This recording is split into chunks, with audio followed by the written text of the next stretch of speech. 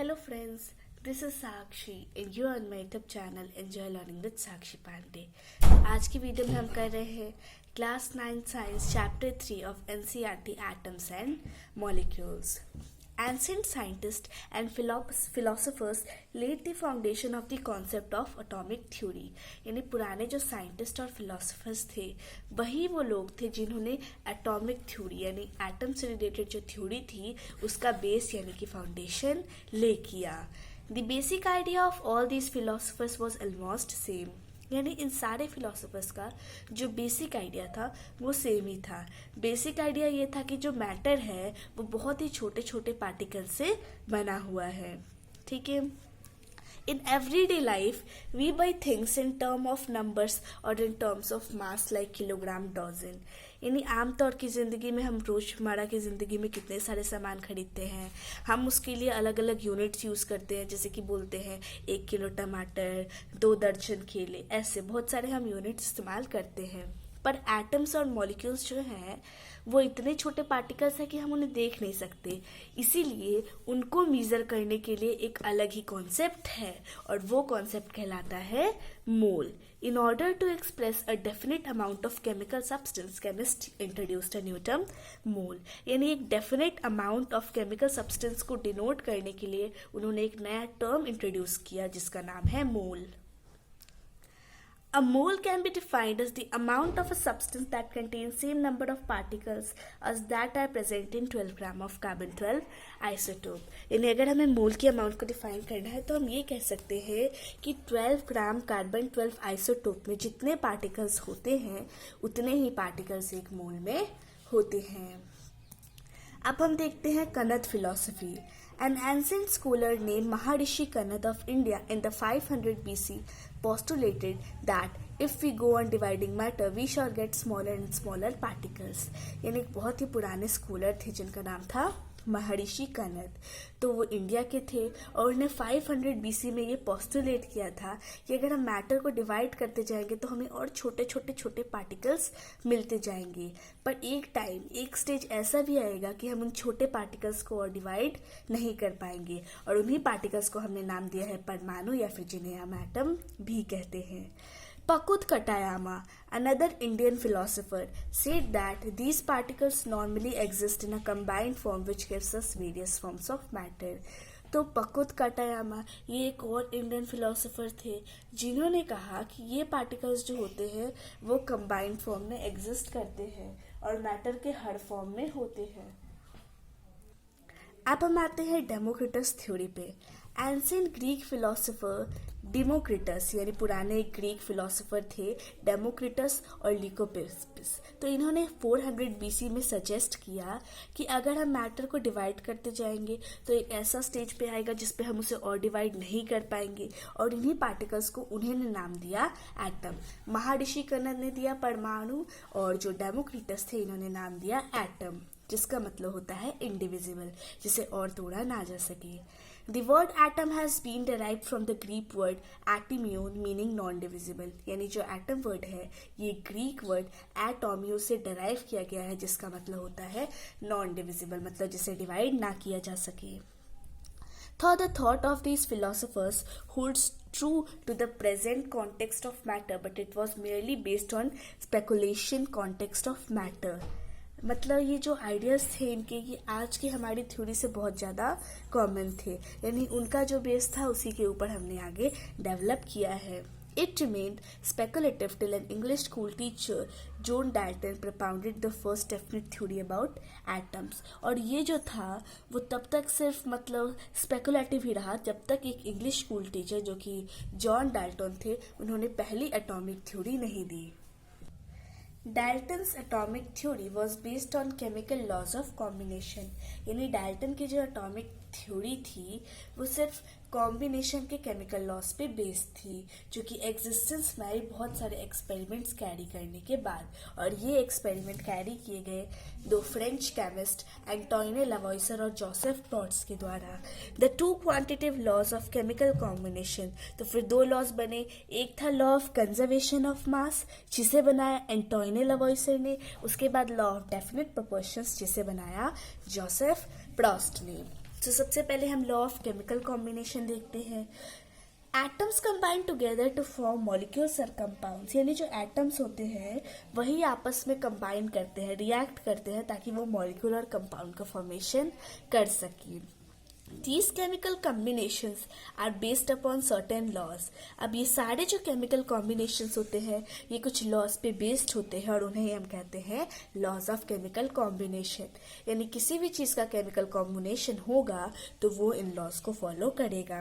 अब ये दो है, एक है law of conservation of mass और एक है law of constant proportions, जिसे हम constant composition या definite proportions भी कहते हैं। सबसे पहले देखते हैं law of conservation of mass. It was given by French chemist Antoine Lavoisier, यानी ये जो हमें दिया गया था ये एक फ्रेंच केमिस्ट एंटोइने लवॉइसर ने हमें दिया था। ये कहता है that in a chemical reaction the total mass of the products is equal to the total mass of reactants taking part in the reaction. यानी कोई भी केमिकल रिएक्शन हो रहा है तो जितना मास प्रोडक्ट का है उतना ही मास रिएक्टेंट्स का भी होगा। The mass can neither be created or destroyed in a chemical reaction। यानी कोई भी केमिकल रिएक्शन हो रहा है तो ना ही कोई मास बनता है और ना ही डिस्ट्रॉय होता है। जो मास प्रोडक्ट्स का होता है वही होता है रिएक्टेंट्स का। जैसे कि एग्जांपल के लिए केमिकल रिएक्शन ले रहे हैं जिसमें ए और बी रिएक्ट कर रहे हैं और बना रहे हैं सी और डी।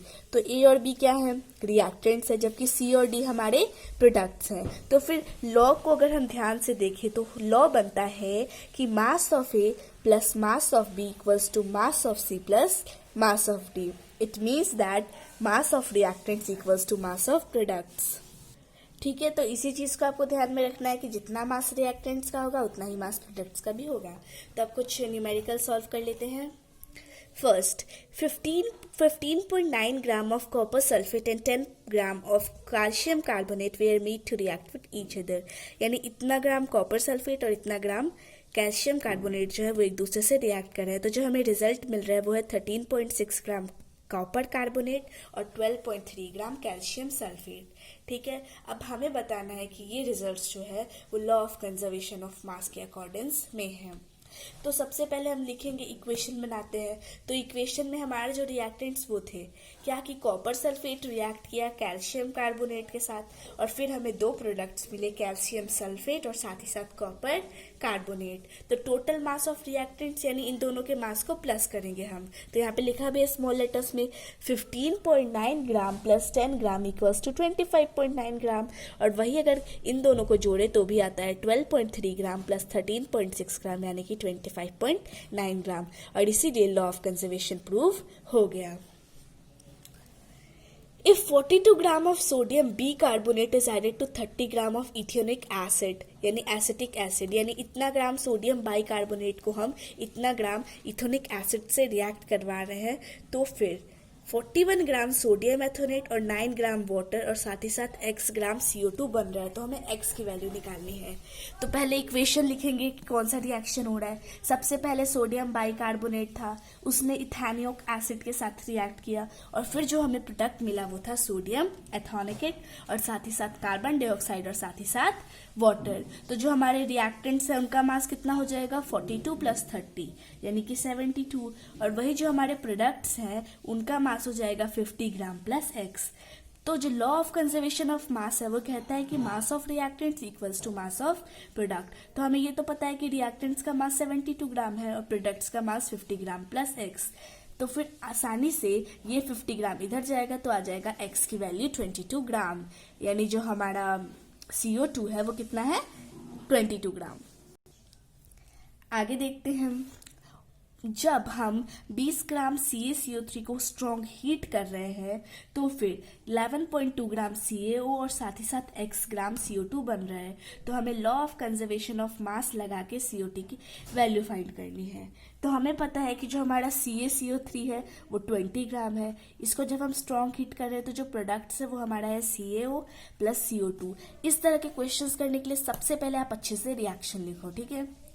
अब लॉ ऑफ कंजर्वेशन ऑफ मास क्या कहता है कि जितना रिएक्टेंट्स का मास होगा उतना ही प्रोडक्ट्स का मास होगा, यानी 20 gram equals to 11.2 gram plus x। और इस तरह से x की वैल्यू आ जाएगी 8.8 ग्राम। अब हम आते हैं अपने नेक्स्ट लॉ यानी कि लॉ ऑफ कांस्टेंट प्रोपोर्शन या फिर definite composition. Lavoisier along with other scientists noted that many compounds consist of two or more elements and all these compounds have same elements in same proportion irrespective of the source of the method or the preparation. यानी ये जो law हमें किसने दिया था? Joseph प्रोस्ट ने दिया था. तो जब लवॉइसर बहुत सारे साइंटिस्ट के साथ ये सब एक्सपेरिमेंट कर रहे थे तो उन्होंने देखा कि जितने भी कंपाउंड्स हैं वो एलिमेंट से बने हैं. तो हमें भी पता है, पिछले चैप्टर में ही पढ़ा था. तो अब ये जो बने हैं एलिमेंट से वो सेम प्रोपोर्शन है. अब चाहे उसके बनने का सोर्स कुछ भी हो या फिर उसके बनने का प्रेपरेशन कुछ भी हो. यानी वाटर ही ले लेते हैं, उसका फॉर्मूला क्या होता है? H2O. तो उसमें हाइड्रोजन और ऑक्सीजन का रेशियो होता है 1:8. अब चाहे वो हम पॉन्ड का ले, लेक का ले, रिवर का ले या किसी का भी ले, जो रेशियो है वो 1:8 ही रहेगा. यानी सोर्स या फिर मेथड ऑफ प्रेपरेशन पे डिपेंड नहीं करता है, वो डेफिनेट एक कंपोजिशन होता है. यहाँ पे लिखा भी है कि अगर हम किसी भी सोर्स से वाटर लेते हैं तो उसका जो होगा उसमें हाइड्रोजन और ऑक्सीजन होगा जिसका रेशियो 1:8 होगा. ठीक है, आगे देखते हैं. It was given by French chemist Joseph Louis Proust. यानी ये French chemist Joseph Louis Proust ने हमें दिया था. और ये जो है वो एटम्स के कंपोजिशन से डील करता है. इस लॉ के हिसाब से a pure chemical compound always consist of the same elements combined together in a fixed proportion by mass. यानी इसके हिसाब से कोई भी जब केमिकल कंपाउंड बन रहा है तो उसमें एलिमेंट्स तो होंगे पर साथ ही साथ वो जिस रेशियो में कंबाइन होंगे वो फिक्स होगा. जैसे एग्जाम्पल के लिए वाटर वो चाहे किसी भी सोर्स से ले, बारिश का पानी हो, नलके का पानी हो, रिवर का पानी हो, सब में हाइड्रोजन और ऑक्सीजन ही होगा और उनका प्रोपोर्शन जो होगा 1:8 होगा. एक और एग्जाम्पल लेते हैं CO2 का. तो ये जो है वो बहुत सारे तरीकों से बनता है. जब हम कोक को जलाते हैं तो भी CO2 बनता है. लाइमस्टोन को गर्म करते हैं तो भी CO2 बनता है. जब हम सोडियम बाइकार्बोनेट को गर्म करते हैं तो भी CO2 बनता है. पर जब हमने ध्यान दिया कि इन सारे CO2 में सेम ही एलिमेंट से बने हैं, सब कार्बन और ऑक्सीजन से ही बने हैं और इनका एक फिक्स रेशियो है जो कि है 3:8. अब इसका एक न्यूमेरिकल देख लेते हैं. Hydrogen and oxygen combine in the ratio of 1:8 by mass to form water. यानी हाइड्रोजन और ऑक्सीजन जो है वो 1:8 की रेशियो में कंबाइन करते हैं और फिर वाटर फॉर्म करते हैं. तो हमें बताना है कि ऑक्सीजन का कितना मास 4 ग्राम हाइड्रोजन के साथ रिएक्ट करेगा. तो जितना डाटा दिया हुआ है उसमें ये दिया है कि 1 ग्राम हाइड्रोजन के साथ 8 ग्राम ऑक्सीजन लगता है. तो फिर 4 ग्राम के साथ कितना लगेगा? 8 × 4 यानी कि 32 ग्राम. अभी हमने जॉन डाल्टन के बारे में पढ़ा था. तो अब देखते हैं उन्होंने जो हमें एटॉमिक थ्योरी दी थी वो क्या थी. तो ये जो थ्योरी बनाई गई थी वो 1808 में थी और इसके मेन पोस्टुलेट्स नीचे दिए गए हैं. सबसे पहला था कि मैटर जो है बहुत ही छोटे छोटे पार्टिकल से बना है जिन्हें हम एटम्स कहते हैं और इन्हें हम और ज़्यादा डिवाइड नहीं कर सकते. और एटम्स को ना ही हम क्रिएट कर सकते हैं ना ही हम डिस्ट्रॉय कर सकते हैं. और किसी भी एक एलिमेंट्स में जितने भी एटम्स होते हैं सबका साइज, मास और केमिकल प्रॉपर्टीज सेम होती है. और अलग अलग एलिमेंट्स के अलग अलग एटम्स का अलग अलग साइज होता है, अलग अलग मास होता है और अलग अलग केमिकल प्रॉपर्टीज होती है. एटम्स ऑफ 2 और मोर एलिमेंट्स, जब 2 या 2 से ज़्यादा एलिमेंट्स ज्वाइन करते हैं, कंबाइन करते हैं, केमिकल कॉम्बिनेशन करते हैं एक फिक्स प्रोपोर्शन में, एक फिक्स रेशियो में, तो फिर वो कंपाउंड्स बनाते हैं जैसे कि H2O, CO, CO2. ठीक है. During chemical combinations, atoms of different elements combine in simple numerical ratios. जब भी chemical combinations होता है तो अलग अलग elements के atoms जो है वो simple ratios में combine होते हैं. जैसे कि H2O 2:1, CO2 1:2, CO 1:1. Atoms of the same element combine in more than one ratio to produce more than one compound. कभी कभी ऐसा होता है कि एक ही एलिमेंट्स के एटम्स आपस में एक दूसरे से रिएक्ट करते हैं और फिर कंपाउंड बनाते हैं.